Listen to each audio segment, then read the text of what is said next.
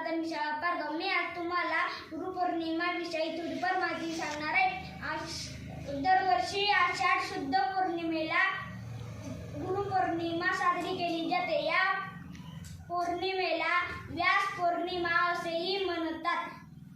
आदी गुरु व्यासांचा जन्म या पौर्णिमेत झाला होता. भारतीय संस्कृतीत गुरुला ईश्वराचे पहिले स्थान दिले आहे. प्रत्येकाच्या आयुष्यात आपले